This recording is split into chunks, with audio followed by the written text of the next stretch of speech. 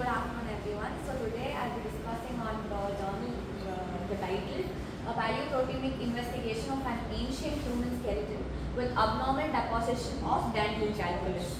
So this was published in the year 2024 in the journal named Scientific Reports. The impact factor was around 5.6. And these are the basic terminologies. Palaeoproteomics is nothing but the study of proteins to understand the biological and pathological functions. Dental calculus we know. The red complex bacteria which we studied in periodontics. So here we will be discussing about this Pheromonas visualis, Treponema denticola and Tanneria forsythia, which is majorly linked to periodontal diseases. And deamidation is nothing but protein degradation marker which is used for authenticity checks. So this study is the first paleoproteomic study of abnormal dental calculus in an ancient Asian individual which was seen in the Japan region. And they identified the pathogenic bacterial proteins, that were the red complex bacteria and the host immune responses. And those proteins which were seen in the ancient times are compared to the ones to the modern times. So was compared with modern periodontal disease etiology. So aim of their study was to investigate the etiology of severe periodontal disease in an ancient skeleton via proteomics. The objective was to identify the bacterial pathogens and host defense proteins in calculus and compare the findings of that with the modern day or the medieval period periodontal cases, and to assess the dietary influences through isotope, that they use carbon dating and this stuff. We'll be discussing about it. So this is the image, so which shows this is the place from which they retrieved this fossil, and this is the fossil which has abnormal dental calculus deposition. So the sample, the skeletal individual was named HM2HA3. That was a female which they say could be around 34 to 54 years of this oak straw culture. That too in the 5th to 13th century in the Japan region. So it had severe periodontal disease and it had abnormal calculus covering, and as we know there is alveolar bone resorption too. So for proteomics, how they extracted the data is the dental calculus. 15 mg was sampled from the lower right incisor, and they ultrafiltered it, plus they used some protocols, and they obtained the dental calculus board and the clean lab. They dedicated this ancient biomolecule facility to minimize the contamination, and they did this LC-MS or MS analysis. They used an instrument called Orbitrap fusion tribad for the calculus and QE plus for bone, and the databases were retrieved using this oral signature screening database for the initial screening. And then they did this proteomic screening using this Swiss prot for protein ID with the human or microbiome database. They validated it using this deamidation rates, the protein analysis. It calculated for the asparagine and the glutamine. So the asparagine, which was around 38.7 to 54%, and glutamine was around 30 to 37%, to confirm that it is from the ancient times. And the contaminant removal was done using this keratin, or the keratin and lab contaminants were excluded, and the isotopes and radiocarbon dating was done. So it was done. So it stated that there is a marine dominated diet, and the carbon dating was also carbon nitrogen dating. So carbon dating was done, which was calibrated to 485 to 760 AD. So that was there. So I'll show you the results. These were the results, which stated that they've done dating using carbon nitrogen dating, and so it says the faunal and human bone collagen. So, and this is a Venn diagram which says which compares it with the modern day with the proteins and the bacterial taxa. It's all classified in the Venn diagram.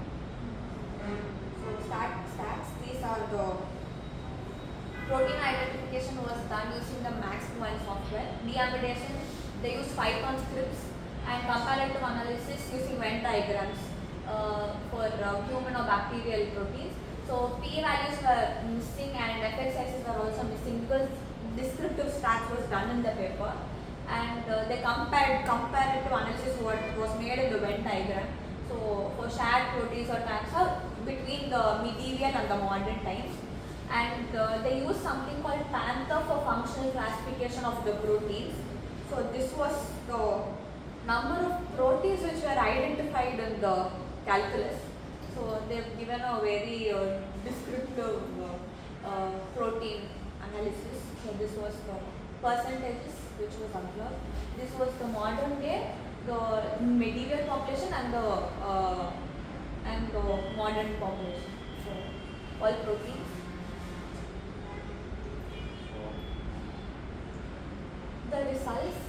The results of this calculus from this ancient fossil, it yielded critical insights involving both bacterial pathogens of the red complex and host responses which is associated with severe periodontal disease.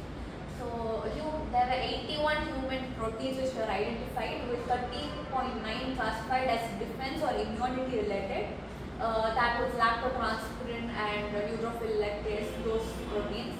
And the key observations were the proportion of these immune proteins were similar to the medieval dialum period, but it is lower in the current day, that is modern periodontitis patients.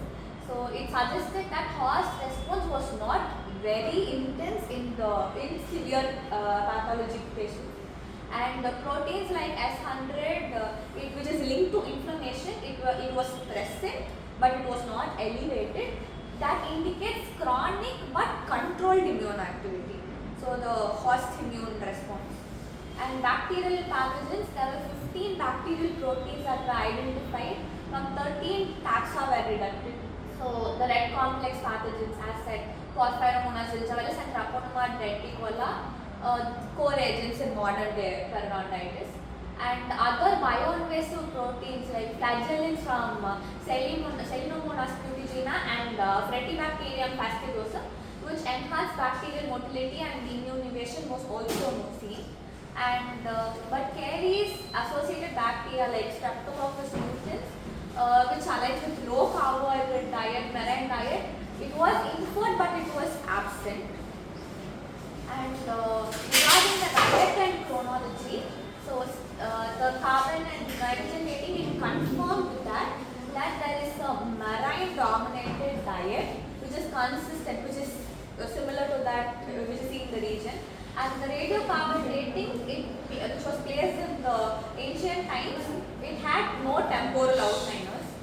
And the comparative analysis, it revealed that 49.4% of human proteins and 69.2% of bacterial taxa, it overlapped with the medieval or modern data sets, which suggests there is a conserved disease mechanism. So there was a unique taxa, Campylobacter gracilis.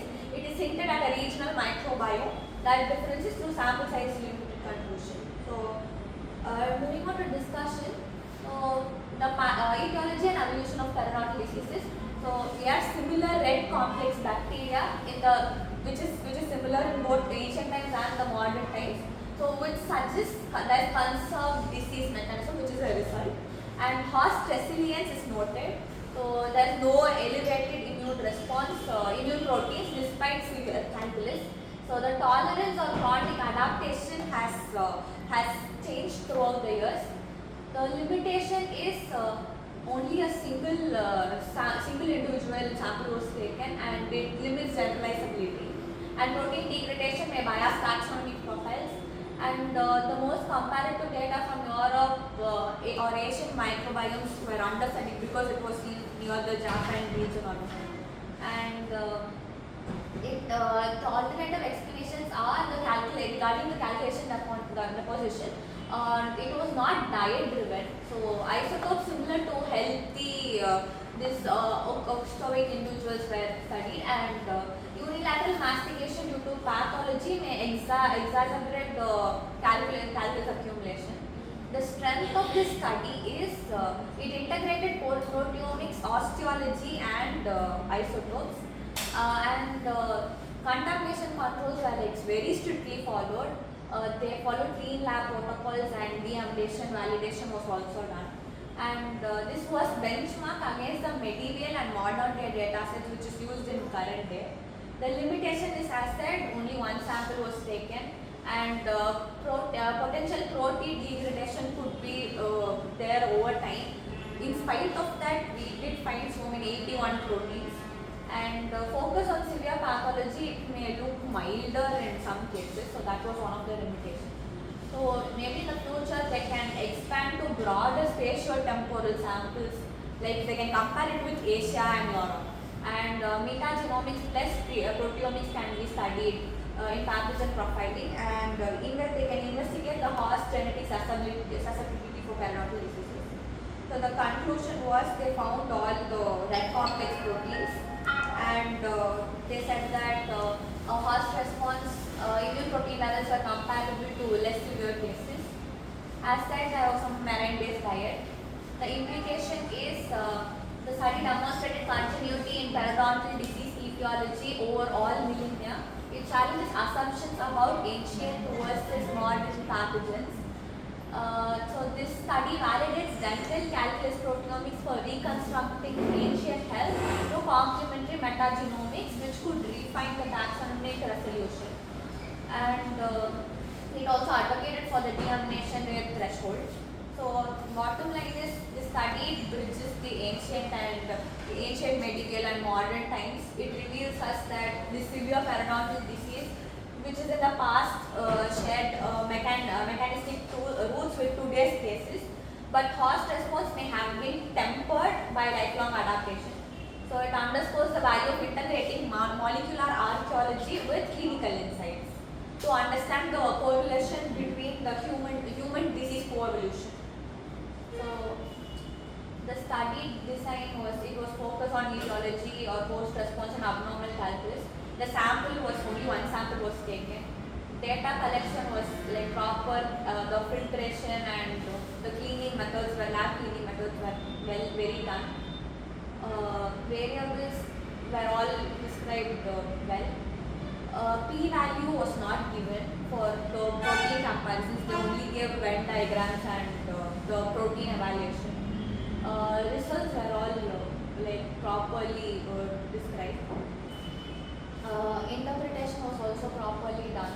They discussed the diet, taxonomy and regional bias, since it was taken only from the Asian. And regarding the reproducibility, they said that max point settings were used, but they did not describe the custom scripts which were used. So they said it's available on request. And ethics, it was excavation permission was there, and yes, it had an impact. So this is the journal. Thank you.